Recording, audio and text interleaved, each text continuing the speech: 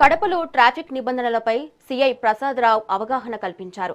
పరిమితికి మించి ఆటోల్లో ప్రయాణికులు ఎక్కిస్తే కఠిన చర్యలుంటాయని హెచ్చరించారు. అధిక వేగం, మద్యం సేవించి వాహనాలు నడపడం వల్లే ఎక్కువ రోడ్డు ప్రమాదాలు జరుగుతున్నాయని తెలిపారు. వాహనదారులు తమ వాహన పత్రాలను వెంట ఉంచుకోవాలన్నారు. ప్రతి వాహనానికి నెంబర్ ప్లేట్ తప్పనిసరిగా ఉండాలని సూచించారు.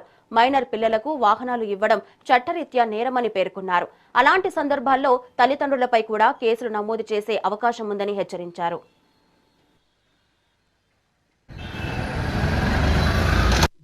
ప్రస్తుత పరిస్థితుల్లో ఈ రోడ్డు సేఫ్టీ, రహదారి భద్రత అనేది చాలా ముఖ్యమైనది. ఎందుకంటే రోడ్డు ప్రమాదాల్లో ఎంతో మంది చనిపోవడం జరుగుతుంది, అదేవిధంగా ఎంతో మంది అవయవాలను కోల్పోవడం జరుగుతుంది. కాబట్టి ప్రతి ఒక్కరు కూడా ఈ రోడ్డు భద్రతా నియమాలు అనేది ఖచ్చితంగా పాటించాలి. ఎందుకంటే ఈ వాహనం నడిపేటప్పుడు ఓవర్ స్పీడ్ కానీ, ఓవర్ లోడ్ కానీ, డ్రంక్ అండ్ డ్రైవ్ అని చేయకూడదు. ఎందుకంటే తాగి నడపడం వల్ల ఎక్కువ ప్రమాదాలు జరుగుతున్నాయి. అదేవిధంగా ఈ రోడ్ సేఫ్టీ లో భాగంగానే ప్రతి వాహనదారుడు కూడా అన్ని రికార్డ్స్ అంటే ఆర్సీ, లైసెన్స్, ఇన్సూరెన్స్ అప్డేట్ పెట్టుకోవాలి.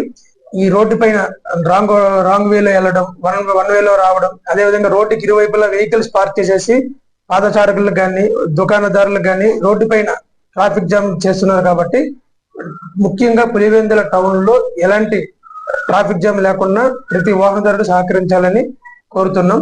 అదేవిధంగా నేను అబ్జర్వ్ చేసేది ఏమంటే వాహనాలకు కొన్నిటికి నెంబర్ ప్లేట్లు ఉండట్లేదు, అంటే ఫ్రంట్ కానీ బ్యాక్ కానీ. దానివల్ల ఏమవుతుంది, ఎప్పుడైనా మీ వాహనం పోయినప్పుడు గట్ట నెంబర్ ప్లేట్ ఉంటే ఎక్కడైనా సీసీ కెమెరాలో క్యాప్చర్ అవ్వడం జరుగుతుంది. అదేవిధంగా ఇప్పుడు ఎక్కువ పిల్లలు మైనర్ డ్రైవింగ్ చేయడం జరుగుతుంది. మైనర్ల వాళ్ళకి యాంగ్జైటీతో ఓవర్ స్పీడ్ పోవడం, ప్రమాదాలు చేయడం, లేదంటే ప్రమాదాలకి గురి కావడం జరుగుతుంది. కాబట్టి మైనర్లకు దయచేసి వాహనాలు ఇవ్వద్దు. దానివల్ల తల్లిదండ్రులు ముద్దాలుగా చేర్చబడుతుంది. కాబట్టి ఎవరైతే రోడ్డు సేఫ్టీ పాటించారో వాళ్ళపైన చట్టపరంగా చర్యలు తీసుకోబడతాయి. ముఖ్యంగా మెయిన్ టౌన్ లో ట్రాఫిక్ జామ్ లేకుండా ఉండాలని అందరూ